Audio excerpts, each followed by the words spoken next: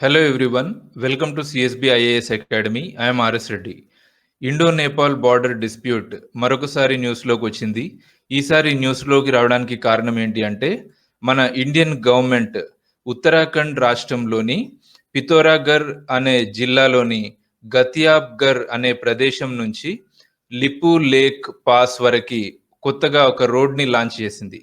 So ఈ road పైన Nepal government అభ్యంతరం వ్యక్తం చేస్తుంది.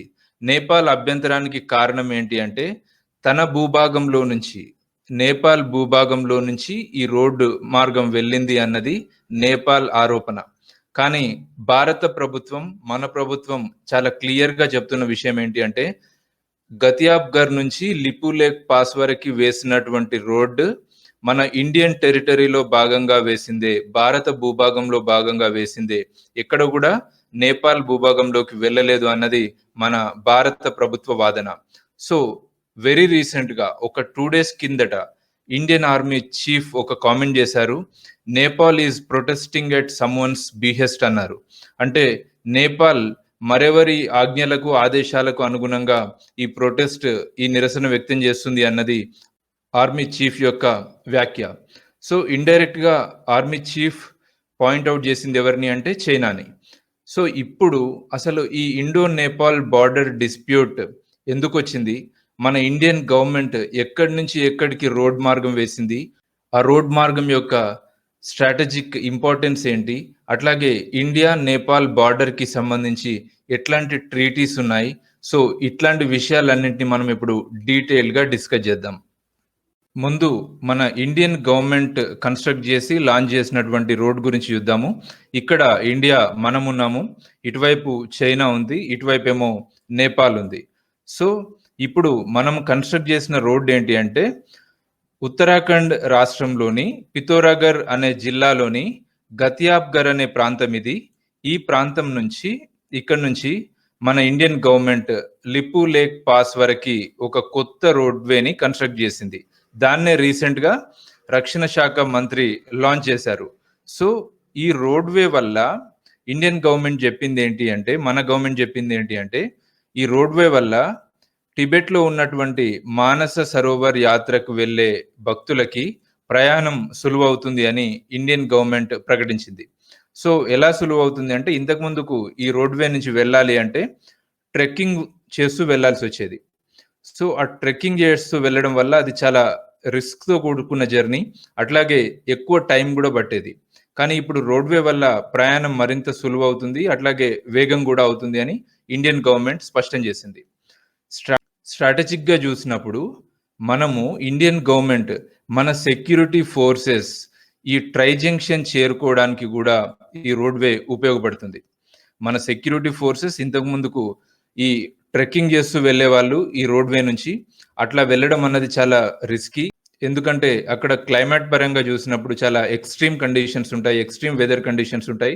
సో ఇప్పుడు ఈ రోడ్వే మనము ఆ ట్రై జంక్షన్ చేరుకోవడానికి, అట్లాగే ఆ చైనా బార్డర్ చేరుకోవడానికి ఈజీ వేని కల్పిస్తుంది. సో ఇప్పుడు నేపాల్ గవర్నమెంట్ ఈ రోడ్ పై ఎందుకు ఆబ్జెక్షన్ చెప్తుంది, దానికి మన దగ్గరున్న భారత్ దగ్గరున్న సమాధానం ఏంటి, అట్లాగే రోడ్ కన్స్ట్రక్ట్ చేస్తున్నప్పుడు మౌనంగా ఉన్న నేపాల్ ఇప్పుడే ఎందుకు ఈ రోడ్ పైన ఆబ్జెక్షన్ చెప్తుంది అన్న డీటెయిల్స్ ఇప్పుడు చూద్దాం.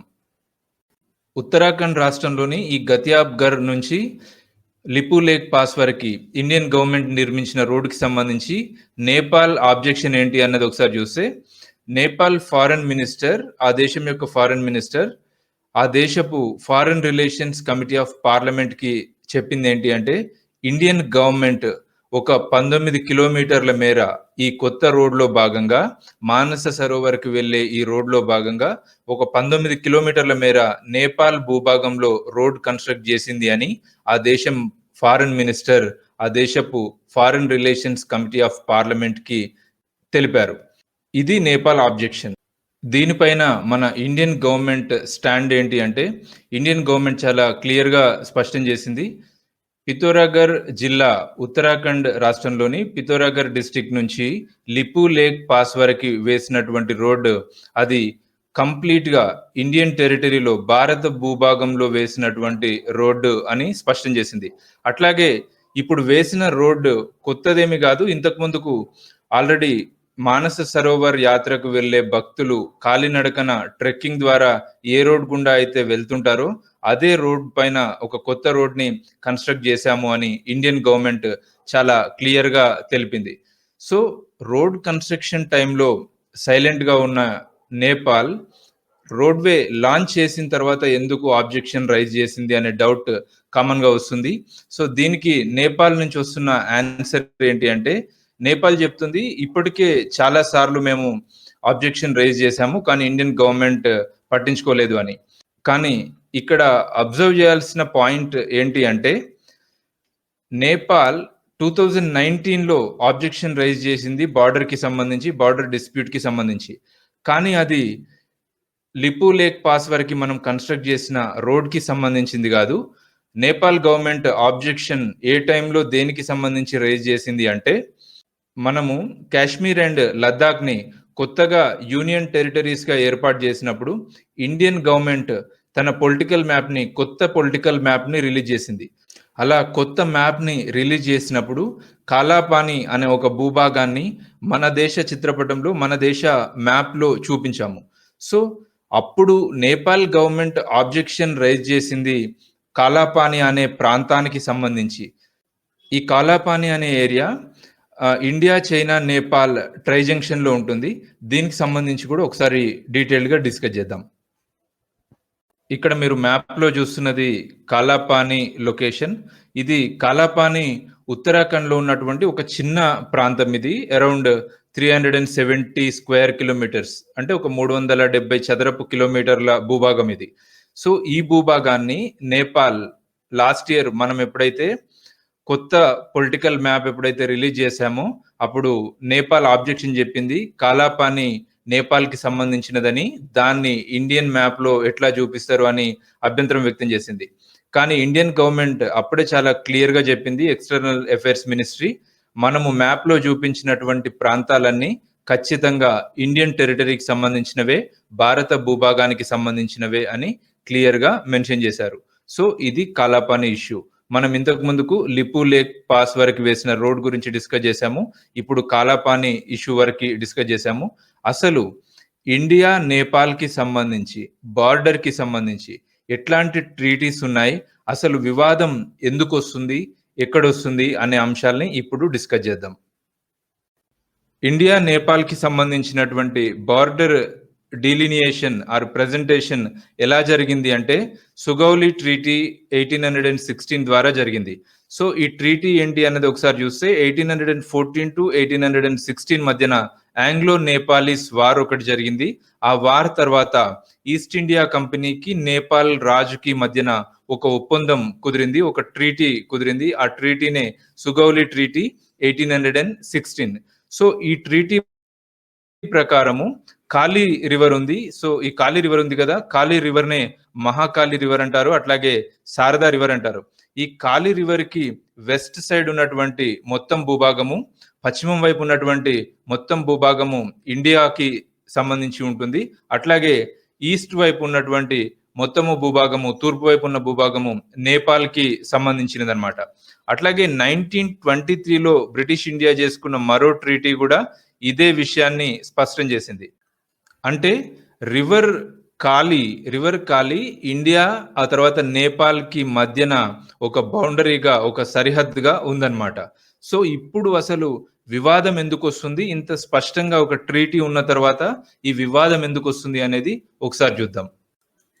రెండు దేశాల మధ్య సరిహద్దు వివాదాలకి కారణం ఏంటి అంటే, రెండు దేశాల మధ్య బార్డర్గా ఉన్నటువంటి, సరిహద్దుగా ఉన్నటువంటి రివర్ కాళీ ఎక్కడ ఆరిజినేట్ అవుతుంది, ఎక్కడ స్టార్ట్ అవుతుంది అనే అంశానికి సంబంధించి నేపాల్ వాదన నేపాల్కు ఉంది, భారత్ దగ్గర సరైన ఆధారం ఉంది. సో ముందు నేపాల్ వాదన ఏంటో చూద్దాం. నేపాల్ వాదన ప్రకారము ఇండియా తర్వాత నేపాల్ మధ్యన సరిహద్దుగా ఉన్నటువంటి ఆ కాళీ రివర్ లిపు లేక్, ఈ లిపు లేక్ కి నార్త్ వెస్ట్ సైడ్ లో ఉన్నటువంటి లింపియదురా అనే ప్రాంతంలో ప్రారంభమవుతుంది అని నేపాల్ చెప్తుంది. సో ఆ విధంగా చూసినప్పుడు కాలాపాని, ఆ తర్వాత లింపియదురా, అట్లాగే లిపు లేక్, ఈ మూడు కూడా ఆ రివర్ కాళీకి ఈస్ట్ సైడ్ కనిపిస్తాయి. అట్లా చూసినప్పుడు అవన్నీ ఈస్ట్ సైడ్ ఉన్నాయి కాబట్టి ఈ సుగౌలి ట్రీటీ ప్రకారము రివర్ కాళీకి ఈస్ట్ సైడ్ ఉన్నటువంటి భూభాగం అంతా తనదే కాబట్టి ఈ 3 ప్రాంతాలు నేపాల్ పరిధిలోకి వస్తాయని నేపాల్ వాదిస్తుంది. మన ఇండియన్ గవర్నమెంట్ ప్రకారము river Kali originates in springs well below the pass.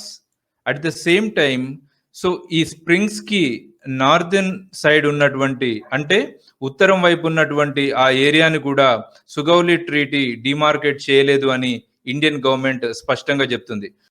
అంతేకాకుండా అడ్మినిస్ట్రేటివ్ రికార్డ్స్ అయినా రెవెన్యూ రికార్డ్స్ అయినా బ్రిటిష్ కాలం నాటి ఈ రికార్డ్స్ అన్ని కాలాపాని ఇండియన్ టెరిటరీలో భాగమని స్పష్టం చేస్తున్నాయని ఇండియన్ గవర్నమెంట్ తెలుపుతోంది. అయితే ఈ నేపాల్ ఇండియాకి నేపాల్కి మధ్యన ఉన్నటువంటి ఈ బార్డర్ డిస్ప్యూట్ సెటిల్ చేయడం కోసము గతంలో కూడా కొన్ని ప్రయత్నాలు జరిగాయి.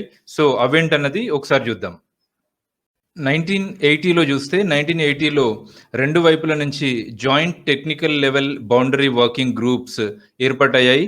సో ఈ వర్కింగ్ గ్రూప్స్ కాలాపాని ఆ తర్వాత ఇంకో డిస్ప్యూటెడ్ ఏరియా సుస్తా ఈ 2 తప్పితే మిగతా అన్ని బౌండరీ డిస్ప్యూట్ ని సెటిల్ చేయగలిగాయి. ఆ తర్వాత వాజ్పేయి గారు ప్రధానమంత్రిగా ఉన్నప్పుడు Nepal prime minister India visit చేశారు. ఆ టైంలో 2002 నాటికి 2 దేశాల మధ్యనున్న బార్డర్ డిస్ప్యూట్స్ సెటిల్ చేసుకోవాలని నిర్ణయించారు. కానీ అది ముందుకు సాగలేదు. ఇప్పటి వరకు బార్డర్ డిస్ప్యూట్ ఎక్కడెక్కడ వస్తుందో చూసాము, అట్లాగే వాటికి సంబంధించిన ట్రీటీ ఏంటో చూసాము, ఇండియన్ గవర్నమెంట్ దగ్గర ఉన్న ఎవిడెన్సెస్ ఏంటో చూసాము.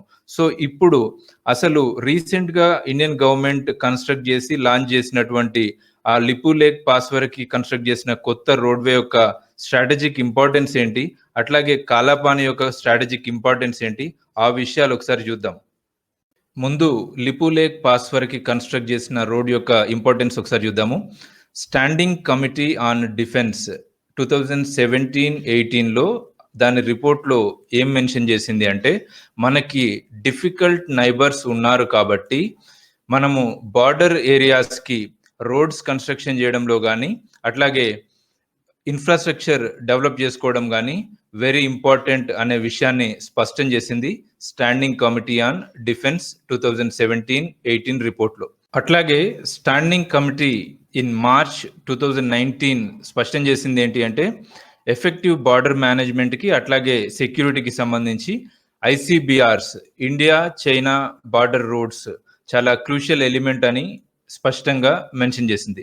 సో ఈ 2 రిపోర్ట్స్ని బట్టి మనకు అర్థమవుతుంది ఏంటి అంటే, మనము లిపు లేక్ పాస్ వరకు కన్స్ట్రక్ట్ చేసిన రోడ్ అంటే ఇండియా చైనా నేపాల్ ఆ ట్రై జంక్షన్ వరకు చేరుకునే విధంగా మనం ఏర్పాటు చేసుకున్న రోడ్ అనేది స్ట్రాటజిక్ గా వెరీ వెరీ ఇంపార్టెంట్ థింగ్ అన్న విషయం మనకు అర్థమవుతుంది. అట్లాగే ఇప్పుడు కాలాపానికి సంబంధించినటువంటి ఇంపార్టెన్స్ ఏంటి అన్నది ఒకసారి చూద్దాము. కాలాపాని 1962లో మనకు చైనాతో వార్ జరిగినప్పటి నుంచి కాలాపానిలో ఇండియన్ గవర్నమెంట్ ఐటీబీపీ ఫోర్సెస్ ని డిప్లాయ్ చేస్తుంది. సో ఈ ఏరియా అనేది ఒక 20,000 ఫీట్ హైట్ లో ఉంటుంది కాబట్టి ఇది అబ్జర్వేషన్ పోస్ట్ గా పనికొస్తుంది మన ఇండియన్ ఫోర్సెస్ కి, ఇండియన్ గవర్నమెంట్ కి. కానీ ఇట్లా కాలాపానిలో మనము మన ఇండియన్ ట్రూప్స్ ని పెట్టడాన్ని నేపాల్ ఆబ్జెక్ట్ చేస్తుంది, అదొక ఎన్క్రోచ్మెంట్ గా భావిస్తుంది. ఇక చైనా విషయానికి వస్తే ఇప్పటివరకు చైనా మనం లిపు లేక్ వరకు కన్స్ట్రక్ట్ చేసిన రోడ్ గురించి చైనా ఏం మాట్లాడలేదు. కాకపోతే ఎల్ఏసిని చేరుకునే విధంగా వేరే రోడ్స్ కన్స్ట్రక్ట్ చేసినప్పుడు చైనా ఆబ్జెక్షన్ వ్యక్తం చేసింది. సో చైనా లాంటి దేశం మనకు నైబర్గా ఉన్నప్పుడు, అట్లాగే నేపాల్తో అంతగా టర్మ్స్ సరిగా లేనప్పుడు ఖచ్చితంగా కాలాపాని కానివ్వండి, అట్లాగే లిపు లేక్ పాస్ వరకు మనం కన్స్ట్రక్ట్ చేసుకున్న కొత్త రోడ్ కానివ్వండి, ఈ 2 కూడా స్ట్రాటజిక్ గా చాలా ఇంపార్టెన్స్ ఉన్నటువంటి ప్లేసెస్. సో ఇది ఇండో నేపాల్ బార్డర్ డిస్ప్యూట్ కి సంబంధించిన వాల్యుబుల్ ఇన్ఫర్మేషన్. ఈ ఇన్ఫర్మేషన్ ని మీరు ప్రిలిమ్స్ పర్స్పెక్టివ్ లోనైనా మీకు యూస్ఫుల్ గా ఉంటుంది, అట్లాగే మెయిన్స్ పర్స్పెక్టివ్ లోనైనా యూస్ఫుల్ గా ఉంటుంది. Thank you.